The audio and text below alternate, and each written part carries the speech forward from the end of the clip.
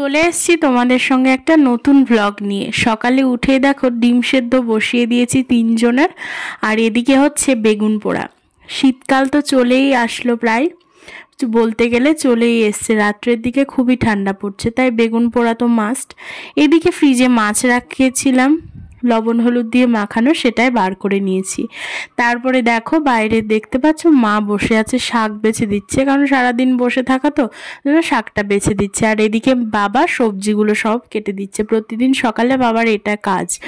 তারপরে দেখো গরম জলে আমি মর্নিং ড্রিঙ্কটা খেয়ে নিচ্ছি, চিয়া সিড লেমন ওয়াটার 2 চামচ চিয়া সিড দিয়ে আর লেবু দিয়ে জল। এটা ভিজিয়ে রাখলে বেশি ভালো হয়, কিন্তু ভিজিয়ে রাখলে যেহেতু জেলি জেলি হয়ে যায়, আমি খুব একটা খেতে পারি না ওরকম, সেই জন্য অল্প একটু ভিজিয়ে রেখেই কিন্তু লেবুটার রসটা দিয়ে খেয়ে নিই। এর জন্য খুব একটা খারাপ লাগে না, কিন্তু জমে গিয়ে যদি দলা দলা হয়ে যায় সেটা আর খেতে পারি না। ওদিকে খেয়ে মাকেও চাটা দিয়ে আসলাম, চা আর এই বিস্কিট। এখন এইটাই খাবে, তারপরে দেবো ব্রেকফাস্ট। মা চা বিস্কুটটা খেয়ে নিক। এদিকে দেখো মার ব্রেকফাস্টের রান্না হচ্ছে, এদিকে ছোলা সিদ্ধ হচ্ছে, ছোলা সিদ্ধ শসা দিয়ে মুড়ি খাবে আজকে সকালে। আর এদিকে হচ্ছে আমার জন্য অনেক সবজি দিয়ে পোহা, যেটা বাঙালিরা চিড়ের পোলাও বলে। এটা তো পোলাও নয়, কারণ এটা ডায়েট রেসিপি। 1-2 ফোঁটা তেলের মধ্যেই এটা বানানো, আর চিনি টিনি অত ইউজ করি না। আর দেখো ডিম সিদ্ধগুলো ছাড়িয়ে নিয়েছি, ছাড়িয়ে আমার ব্রেকফাস্টটা আগে করে নিচ্ছি, তারপর সবার টাইমে টাইমে ব্রেকফাস্ট দেব, কারণ আমার টাইম আলাদা, সবার টাইম আলাদা। এখানে দেখো রুটি করে নিচ্ছি দাদা আর বাবার জন্য, ওরা বেগুন পোড়া রুটি আর ডিম সিদ্ধ খাবে, ওই জন্য সকালকার মতো রুটি করে নিচ্ছি। একবারে রুটিগুলো সমস্ত বেলে নিয়ে ভাজলে সময়টা একটু কম লাগে, আর রুটি ভাজলে আটা চারিদিকে ভর্তি হয়ে যায়। যদি একদিক বেলে তারপরে ভাজা যায়, তাহলে নোংরাটা একটু কম হয় আমার মনে হয়।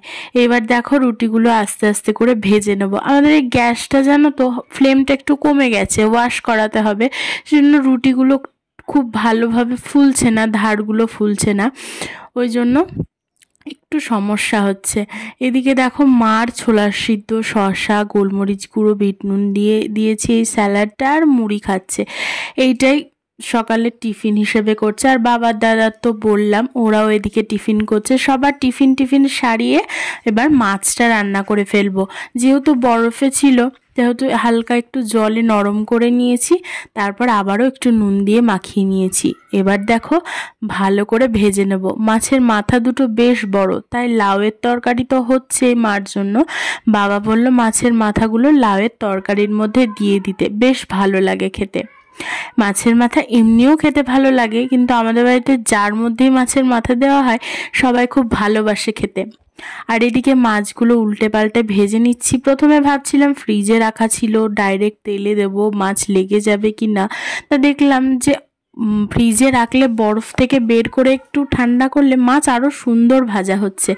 দেখতে পাচ্ছ ফুলকপি আলু দিয়ে পাতলা করে মাছের ঝোল করব।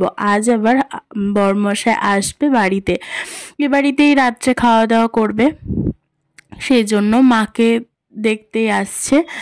এদিকে দেখো মশলা টশলাও কষিয়ে নিয়েছি, একদম ফুলকপি আলু দিয়ে মশলার সঙ্গে ভালো করে কষিয়ে নেব, কষিয়ে মাছের ঝোলটা রেডি করে ফেলবো। দেখো রান্না অর্ধেক কমপ্লিট। বললামই তো মাছের মাথা দিয়ে লাউয়ের ঘন্ট করেছি, আর এদিকে আলু ফুলকপি দিয়ে মাছের ঝোল করেছি। এই ফটোটা কিন্তু আমি 2 দিন আগে শেয়ারও করেছিলাম, আসলে এটা 2 দিনকার আগের ব্লগ। আর এদিকে ভাতের মধ্যে পেঁপে সিদ্ধ দিয়েছি, ওদিকে ডাল হচ্ছে। আর এই পেয়ারাটা মাকে কেটে দেবো, কারণ মার ফল খাওয়ার সময় হয়ে গেছে।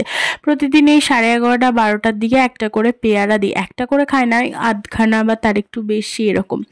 এখানে দেখো পাতলা করে মুসুরির ডাল করেছি, ছোলা শাক পালং শাক দিয়ে ঝাল করেছি, এদিকে মায়ের লাউয়ের তরকারি, আর আমাদের তো বললামই মাছের মাথা দিয়ে লাউয়ের ঘন্ট, আর ওদিকে হচ্ছে মাছের ঝোল। এই ছিল মেনুতে। তারপর খাওয়া দাওয়া করে বিকেলের দিকে চলে আসলো আমার একটা পার্সেল, কারণ ওয়েডিং সিজন আসছে, অনেকগুলো বুকিং রয়েছে, তাই এই প্রোডাক্টটা আমার খুব দরকার ছিল। আইল্যাশ গ্লু আমার শেষ হয়ে গেছিলো, আমি এই গ্লুটা ব্যবহার করি, খুব ভালো। এইটা রাতের খাবার 7টার দিকে খাচ্ছি। আমি যেহেতু ডায়েটে আছি সেহেতু 7টার মধ্যে রাতের খাবার খেয়ে নিই। এখানে ছিল ওটসের চিলা, ডাল, সবজি, মাছ। আর এদিকে খাওয়া দাওয়া সেরে মার ডিনারটা বানাচ্ছি। মার জন্য বানাচ্ছি ভেজিটেবল ওটস। এটা রাত্রে খেলে পেটটাও হালকা ভরা থাকে, বেশ পেট ভার হয় না, আর ভালো লাগে শরীরটা এটা খেলে। মা এটাই রাত্রে খাওয়াটা বেশি পছন্দ করে, ওই জন্য মার জন্য তৈরি করে দিচ্ছি বেশি করে সবজি দিয়ে, বেশ খিচুড়ির মতো, ওটসের খিচুড়ি। তোমরাও ট্রাই করতে পারো, হেলদির মধ্যে টেস্টি লাগে, ভালো লাগে। এখানে দেখো জল শেষ হয়ে গেছে, তাই অ্যাকোয়াগার্ড দিয়ে জলগুলো ভরে নিচ্ছি রান্না করতে করতে। ওদিকে জলগুলোও ভরতে থাকবে আর আমার এদিকে কাজগুলো শেষ হয়ে যাবে। এদিকে ওটসটাও কিন্তু রান্না আমার শেষ হয়ে গেছে। এবার মাকে ডেকে খেতে দিয়ে দেবো, 9টার মধ্যে খাইয়ে দেওয়ারই চেষ্টা করি। দেখো লাউয়ের তরকারি তো দিয়েছি দুপুরের, আর ডালিয়া ওটস। এখানে দেখো হাজব্যান্ড এই গোল গোল করে আলু ভাজা খেতে খুব ভালোবাসে, সেই জন্য রুটির সঙ্গে এই আলু ভাজা ভেজে দেবো। শুধু মাছের ঝোল দিয়ে তো খেতে পারবে না, আর ও রাতে রুটি খাওয়াটাই বেশি পছন্দ করে, সেই জন্য রুটিটাই করছি। এদিকে আলুগুলো একদম মুচমুচে লাল করে ভেজে নেবো। এই আলু ভাজা খেতে খুব পছন্দ করে, ওই জন্য ওই বলল যে কি করবে, গোল গোল করে আলু ভাজা করে দাও, ওইটা দিয়েই খাবো, ওই জন্য বানিয়ে নিচ্ছি। এদিকে দেখো আলু ভাজাও শেষ, আর ওদিকে হাজব্যান্ডও চলে এসছে। এখানে খাওয়া দাওয়া করিয়ে দিচ্ছি, তারপরে গল্প হবে। এসে আগে খাওয়া দাওয়া করে কমপ্লিট হয়ে এক সিটি হয়ে নিয়ে বসে একটু গল্প করতে পারবো। এখানে খাওয়া দাওয়া শেষ। আজকের ব্লগটা এখানেই শেষ করছি।